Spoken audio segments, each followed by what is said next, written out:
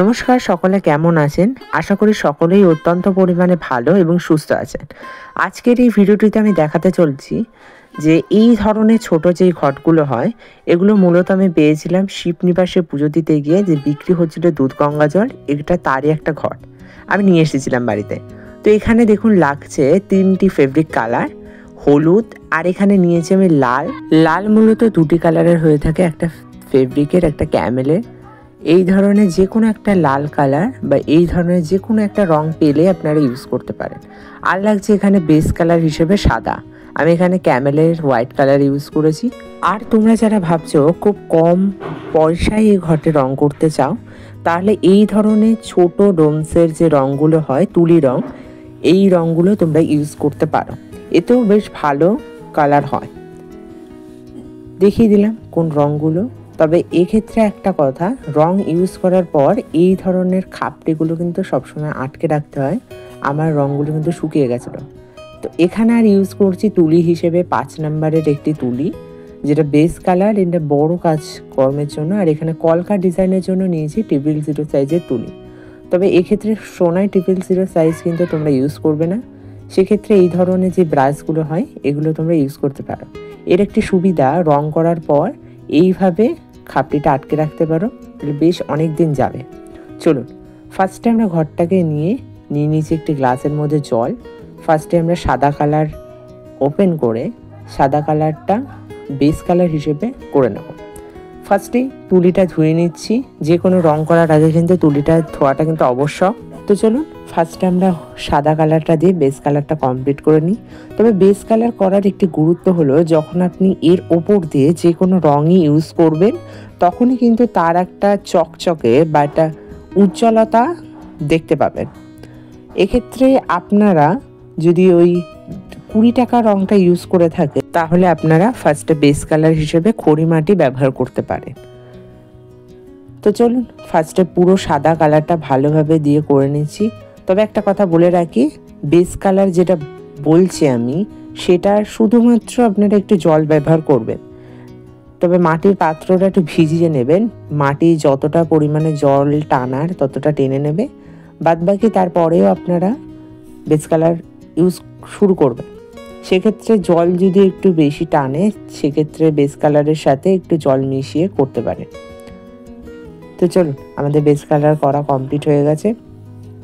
এবার আমরা সাদাটা রেখে দিচ্ছি। এবার দেখুন, বেস কালার কিন্তু পুরোপুরি কিন্তু শুকিয়ে গেছে। এবার আমাদের রং ইউজ করার পালা। তো চলুন, প্রথমে নিয়েছি লাল কালার। এক্ষেত্রে আমি দুটো লাল কালার দেখালাম, দুটো কিন্তু ফেব্রিকের, একটা ক্যামেলের। আর এগুলো সাধারণত পাওয়াই যায়। তবে ক্যামেলের একটি সুবিধা হচ্ছে, এই রঙগুলো একটু বেশি থাকে, যেহেতু 25 টাকা করে দাম, সেটা অনেকটা পরিমাণে থাকে ক্যামেলের এই ধরনের কোটোতে। তো চলুন, তো ঘরটিটাকে দুটি ভাগে ভাগ করে নিয়ে ওপরে যে অংশটুকু আছে সেই অংশটুকু সোজা একটা লাইন দিয়ে আগে টেনে নেবেন। তারপরে এরমভাবে ওপরের অংশটুকু শুধুমাত্র পুরোপুরি লাল কালার করে নেবেন। এক্ষেত্রে দেখতে পাচ্ছেন বেস কালার করার জন্য কিন্তু একটি উজ্জ্বলতা দেখতেই পাচ্ছেন আপনারা, রিং লাইটের আলোটা কিন্তু পুরোপুরি দেখা যাচ্ছে, এটা একটি সুবিধা বেস কালারের। তো চলুন, এইভাবে পুরোটা আগে রং করে নিই। তবে এই কলসিটা কিন্তু আপনারা দেখতে পাচ্ছেন, এরকম কলসি কিন্তু বা ঘট যাই বলুন না কেন, এই ধরনের ঘট কিন্তু আপনারা খুব সহজেই এখন পেতে পারেন।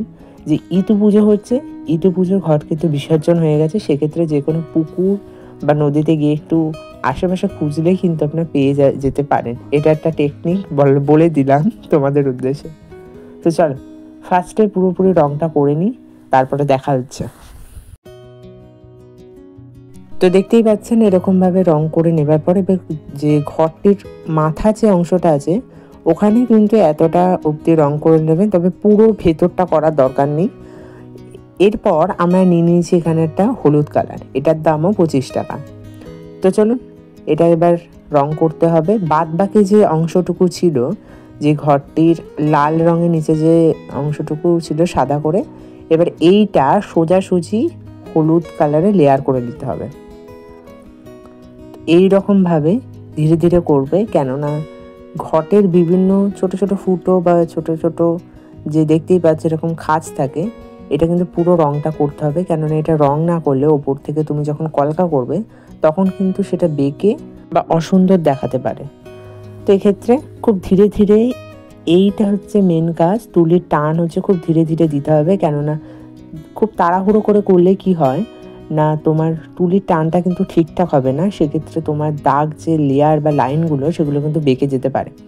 চলুন পুরোপুরি আগে হলুদ কালারটা করে নিই, তারপর আবার কথা হচ্ছে।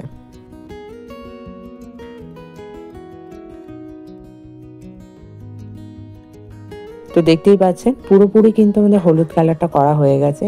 তবে একটা কথা, রং করার পর কিন্তু অবশ্যই তুলিটা ধুয়ে নেবে, কেননা তুলি যদি না ধো তাহলে ফেব্রিক কালার কিন্তু জমাট বেঁধে যাবে, সেই তুলিটা তোমার পুরোপুরি নষ্ট হয়ে যেতে পারে। এক্ষেত্রে তোমরা তুলিটা ধুয়ে নেবে, আর এরকম রং করার পর জলটা কিন্তু পাল্টে নেবে। চলো এবার আমাদের লাগছে সাদা কালার। আর আমরা যে প্রথমেই দেখেছিলাম 333 নাম্বার বা 000 নাম্বার যে তুলিটা নিয়েছি, এক্ষেত্রে আগে জলে একটু ভিজিয়ে নেবে। নতুন তুলি মানে নতুন জিনিসের গন্ধই একটা আলাদা। চলো ফার্স্টে তুলিটা ভিজিয়ে নিই। এক্ষেত্রে যে লাল রংটা দেখতে পাচ্ছেন, লাল আর হলুদের মাঝ বরাবর যে একটা দাগটা দেখতে পাচ্ছেন, এখান দিয়ে সোজা একটা দাগ দিয়ে দিতে হবে, কেননা এটা দিলে কি হয় না, যে লেয়ার করেছি তার একটা দেখা যাচ্ছিল খাঁজ টাইপের, তার জন্য এটা পুরো ঢেকে দিচ্ছি আমরা। তো চলো এইভাবে একটা দাগ দিয়ে দিচ্ছি, চলুন দেখতে থাকুন এবার।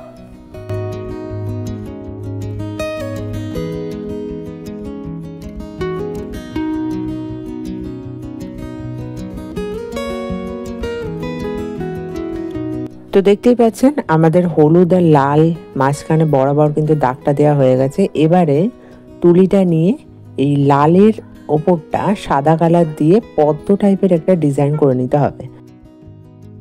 ঘরটা কিন্তু পুরোপুরি একদম ছোট্ট একটি ঘর, তার জন্য ছোট্ট 000 সাইজের তুলি আপনারা ব্যবহার করবেন, বা 000 সাইজের তুলিও আপনারা ব্যবহার করতে পারেন। যেটা সামনে পাবেন সেটা দিয়ে কাজ শুরু করে দেবেন। চলো এইভাবে করে পদ্ম এঁকে নিতে হবে। তো যারা যারা পদ্ম আঁকতে পারেন না, তারা যদি না পারেন অবশ্যই কমেন্টে জানাবেন, সেক্ষেত্রে আমি পদ্ম কীভাবে আঁকতে হয় তার বেশ কিছু টিপস অ্যান্ড ট্রিক নিয়ে আমি হাজির হয়ে যাব নতুন একটা ভিডিওতে। অবশ্যই ভিডিওটিতে কমেন্ট করবেন যে পারেন কি পারেন না, তাহলে আমি বেশি যে পারে না যদি কমেন্ট আসে তাহলে আমি অবশ্যই দেওয়ার চেষ্টা করব। তো চলুন এইভাবে করে 4টে ডট দিয়েছি পদ্মর পাশে। যদি ডটগুলো ফাঁকা ফাঁকা হয় পরবর্তীকালে কিন্তু আপনারা 2 ব্যবহার করতে পারেন, বা 6টা করেও দিতে পারেন। তো চলুন আগে যেই লাল অংশটুকু আছে এইরকম ভাবে পুরোপুরি কলকাটা কমপ্লিট করে নিই।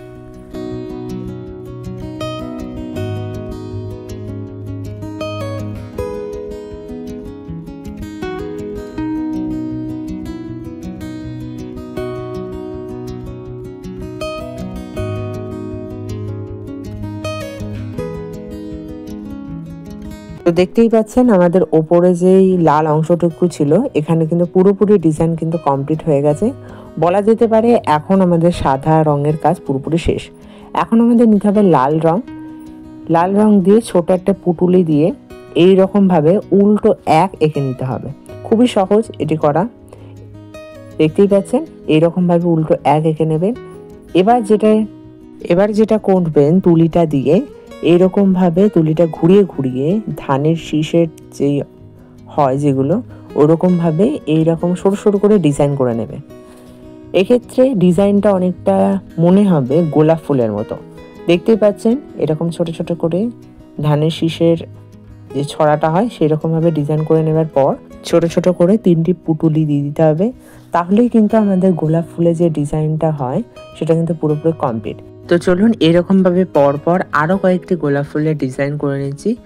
ওপরে যেরকম আমরা সাদা অ্যান্ড লাল দিয়ে যেই পদ্ম ফুলের ডিজাইন করেছিলাম ঠিক সেই রকম পদ্ধতিতেই এখানে গোলাপ ফুল এঁকে নিতে হবে লাল কালার দিয়ে পরপরভাবে।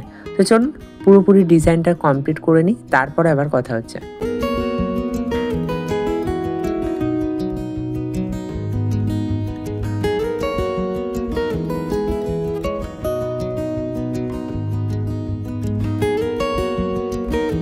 তো চলুন এরকমভাবে লাল কালার দিয়ে গোলাপ ফুল করে নেবার পর এবারে যে নিচে যে গ্যাপ অংশটুকু দেখা যাচ্ছে এখানে পদ্মের যে কড়িগুলো হয় ঠিক এরকমভাবে কড়ি করে নিয়ে তলায় একটা করে পুটুলি এঁকে নিচ্ছি, তাহলেই এরকম একটা ডিজাইন সৃষ্টি হবে।